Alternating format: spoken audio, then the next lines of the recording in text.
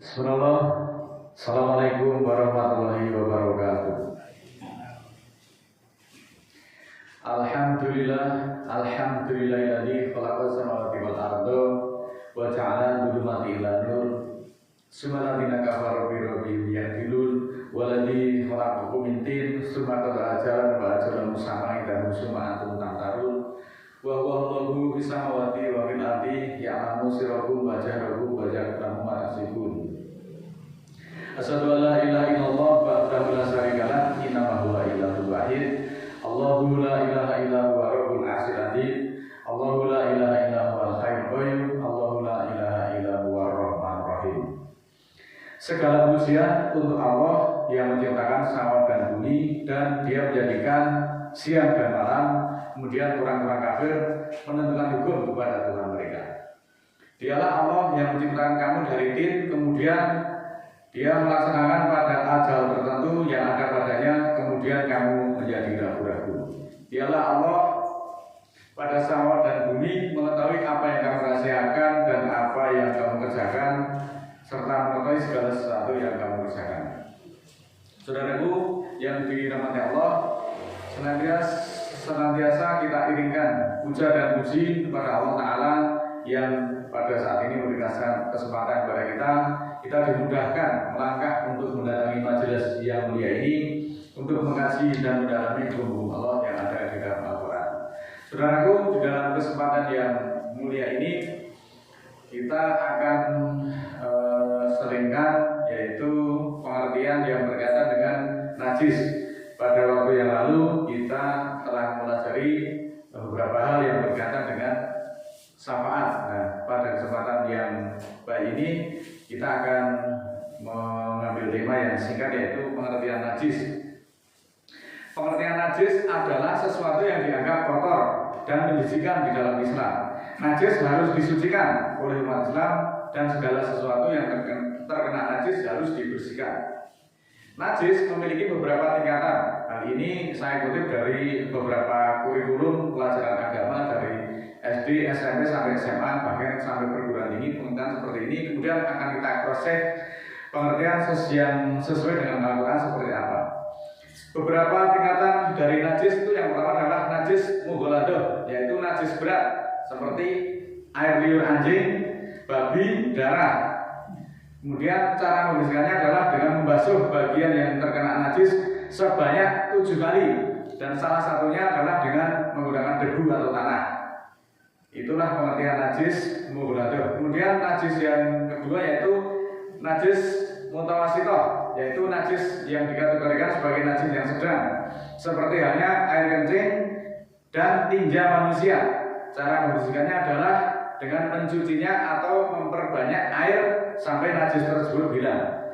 Dan najis yang ketiga yaitu kategorinya adalah najis mukhaffafah atau najis ringan, seperti yang dicontohkan adalah air kencing bayi laki-laki yang masih mengkonsumsi ASI tanpa mendapat makanan tambahan apapun. Cara membersihkannya adalah dengan membasahi sesuatu yang terkena najis dengan air sampai basah. Itulah pengertian najis menurut kurikulum yang diajarkan dari sekolah tingkat SD, SMP, SMA maupun perguruan tinggi masih seperti itu. Najis adalah merupakan suci dari najis adalah merupakan syarat sah dalam berbagai kegiatan ibadah seperti sholat, kemudian tawaf, wudhu, tayamum hingga mandi junub.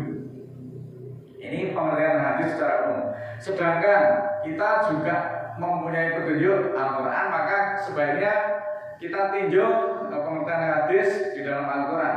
Dan di dalam Al-Quran itu banyak sekali saya temukan istilah najis, di antaranya sebagai berikut. Di dalam surat ke-5 ayat 90 juga ada kata-kata najis, selengkapnya sebagai berikut. A'udzubillahi minasyaitonirrajim. Bismillahirrahmanirrahim. Ya ayyuhalladzina amanu innamal khamru wal maisiru wal ansabu wal azlam rijsun min amalis syaiton fastanibuhu la'alakum tuflihun. Wahai orang-orang beriman, sesungguhnya khamr dan judi serta berhala dan undian adalah najis atau kotoran. dan perbuatan setan, maka jauhilah dia, semoga kamu menang. Ayat tersebut menjelaskan larangan-larangan yang harus dihindari oleh umat Islam, yaitu seperti minum minuman keras, minuman yang beralkohol, berjudi, kemudian berkorban dipersembahkan untuk berhala atau persembahan-persembahan yang banyak dilakukan di dalam tradisi kita. Kemudian mengundi nasib dengan cara yang sesat. Ayat ini juga menjelaskan perbuatan-perbuatan tersebut adalah perbuatan setan, maka harus dijauhi agar manusia beriman itu mendapatkan keberuntungan. Nah, jadi najis yang begini apa cukup dicuci dengan air sebanyak 7 kali? Tentu tidak demikian. Khamr, judi, sembelihan untuk persembahan tradisional seperti yang dilakukan oleh sebagian beberapa saudara-saudara kita, banyak sekali persembahan-persembahan upacara tradisional mempersembahkan kepala kerbau, kepala sapi, kemudian menyembelih kambing, dipersembahkan pada kaki danyang, naik danyang dan sebagainya. Itu semua adalah juga termasuk najis. Khamr, judi, serta persembahan tradisional tidak cukup dicuci dengan air, tetapi harus berhenti total dan itu harus dijauhi. Nah, kemudian di dalam surat ke-9, surat At-Taubah ayat 28, ya ayyuhalladzina amanu innamal musyrikuna najasun fala yaqrabul masjidal harama ba'da amihim hada wa in khiftum alailatan fasawfa yughnikumullahu min fadlihi insa'a innallaha alimun hakim. Wahai orang-orang beriman, sesungguhnya orang-orang musyrik adalah najis, maka jangan mendekati Masjidil Haram sesudah tahun ini. Jika kamu khawatir atau cemas atau khawatir melarat, maka Allah akan membantumu mencukupkan dengan karunia-Nya jika Dia kehendaki. Sesungguhnya Allah Maha mengetahui lagi Maha bijaksana. Nah, ini orang-orang yang beriman yang diseru. Kenapa dalam ayat tersebut yang diseru adalah orang-orang beriman? Ini kan menarik untuk kita cermati, menarik untuk kita teliti. Karena apa? Ternyata orang-orang yang beriman itu pun masih banyak yang melakukan kemusyrikan dan itu tidak disadari. Dalam hal ini berarti iman mereka itu belum benar. Maka yang diseru adalah orang beriman. Ternyata banyak sekali kok orang itu menyatakan beriman tetapi perilakunya tidak mencerminkan bahwa dia itu termasuk orang-orang yang beriman. Seperti halnya pola tindak, pola tutur, pola kata, perkataan-perkataan yang cenderung sarkasme, kemudian menghina, merendahkan orang, itu dilakukan oleh orang-orang yang notabene mengaku dia beriman. Itu masih disuruh oleh Allah bahwa sesungguhnya orang-orang musyrik itu adalah najis, maka orang musyrik itu tidak boleh melakukan ibadah haji maupun umrah mendekati Masjidil Haram sesudah tahun ini. Kalau tahun depan itu masih musyrik, itu juga masih dilarang melintasi Masjidil Haram. Maka bagaimana kita memahami hal tersebut? Bagaimana orang musyrik kok disamakan dengan najis? Dan bagaimana mensucikan kemusyrikan itu? Lalu bagaimana perbuatan-perbuatan yang dikategorikan sebagai perbuatan musyrik? Kita akan mencoba memahami dengan petunjuk Allah yang ada di dalam Al-Quran. Saudaraku, sependek pengetahuan saya, yang disebut musyrik itu ada dua, yaitu musyrik di dalam pengabdian. Kita sudah menyembah pada Allah, kemudian masih menyembah kepada yang selain Allah, itu juga musyrik. Kita sudah mengabdi kepada Allah, kita masih mengabdi lagi kepada yang selain Allah, itu juga kategori musyrik. Kemudian yang kedua adalah musyrik hukum. Musyrik hukum itu kita sudah berpedoman kepada Al-Quran, kita masih mengambil kitab lain yang selain Al-Quran, itu juga musyrik. Selengkapnya sebagai berikut untuk melengkapi pengetahuan tersebut, surat ke-10 ayat 66, A'udzubillahi minasyaitonirrajim, Bismillahirrahmanirrahim. Ala inna lillahi man fis samawati wa man fil ardi wa may yattabi'ul ladzina yad'una min dunillahi syuraka'a iyatabi'una ila dzana wa innahum ila yakhrusun. Ketahuilah sesungguhnya kepunyaan Allah, siapa yang di samawat dan siapa yang di bumi, dan tidaklah yang diikuti orang-orang yang menyeru selain Allah adalah musyrik. Menyeru kepada selain Allah itu adalah termasuk musyrik. Bahwa yang diikuti kecuali don, kecuali dugaan, dan mereka hanya mengira-ira.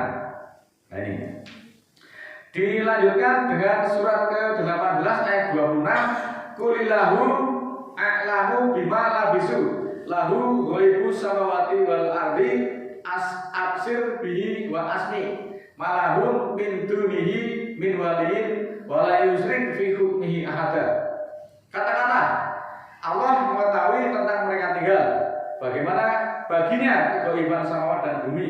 Perlihatkanlah dan perdengarkanlah. Tiada bagi mereka pimpinan selain Allah, dan tidaklah dia menserikatkan di dalam hukumnya dengan sesuatu pun. Wala yusrik fi hukmihi ahada. Dan jangan serikatkan hukum Allah itu meskipun hanya satu ayat. Satu ayat saja Al-Quran itu tidak boleh diserikatkan atau ditandingkan dengan hukum yang buatan manusia. Ini merupakan larangan yang keras. Selanjutnya surat ke-4 ayat 48, Innallaha la yaghfiru ayyushraka bihi wa yaghfiru ma duna dzalika liman yasha wa may yusyrik billahi faqad iftara isman adzima. Bahwa Allah tidak mengampuni jika diserikatkan, dan Allah mengampuni dosa selain musyrik kepada siapa yang dia kehendaki. Dan siapa yang musyrik kepada Allah, maka sungguh dia telah mengadakan isman adzima, dosa yang besar. Musyrik itu adalah dosa yang sangat besar. Masih berkaitan dengan musyrik, yaitu surat ke-4 ayat 116, Innallaha la yaghfiru ayyushraka bihi wa yaghfiru ma duna dzalika liman yasha wa may yusyrik billahi faqad dhalalan ba'ida. Sesungguhnya Allah tidak mengampuni jika diserikatkan, dan Allah mengampuni dosa selain musyrik bagi siapa yang dia kehendaki. Dan siapa yang musyrik pada Allah, maka sungguh dia telah sesat pada kesesatan yang jauh. Nah, saudaraku yang dimuliakan Allah, beberapa ayat yang saya sampaikan tadi kita dapat memetik pelajaran yang sangat luar biasa. Di antaranya bahwa menyeru kepada yang selain Allah itu adalah musyrik. Kemudian berdoa atau meminta kepada yang selain Allah itu juga termasuk musyrik. Termasuk ketika ada orang meminta syafaat kepada yang selain Allah, itu juga termasuk orang-orang yang musyrik. Kemudian berhukum dengan yang selain hukum yang Allah tentukan, yaitu Al-Quran, itu juga masuk kategori musyrik. Menganggap hukum Allah itu belum sempurna, belum terperinci, belum jelas, kemudian mengambil hukum buatan manusia, itu juga termasuk kategori dhalalan ba'ida, musyrik yang dosa yang besar. Kemudian orang musyrik itu dilarang melintas di Masjidil Haram, termasuk melakoni umroh, haji, itu tidak berlaku bagi orang-orang musyrik. Artinya apa? Hajinya atau umrohnya orang musyrik itu tidak diakui Allah, orang kanggu haji maupun umrohnya kalau orang itu masih musyrik. Kemudian orang musyrik itu juga dilarang memakmurkan masjid, karena orang musyrik itu adalah najis. Orang musyrik itu adalah amalannya lenyap, semua yang diamalkan itu tidak diakui oleh Allah. Maka beginilah, apakah najis yang seperti ini cukup dibilas dengan air sebanyak 7 kali? Tentu tidak. Nah, dan ini adalah najis yang luar biasa besar, tetapi banyak yang tidak disadari. Ibarat pepatah, kuman di seberang lautan nampak, tetapi gajah di bulu mata itu tidak tampak. Dan ini dilakukan oleh orang-orang yang beriman. Berarti banyak sekali orang yang beriman tetapi imannya itu belum benar karena masih melakukan kemusyrikan. Saya juga kadang-kadang heran, orang itu ketika dibacakan Al-Quran sebagai petunjuk justru menggonggong, menyala-nyala, membantah.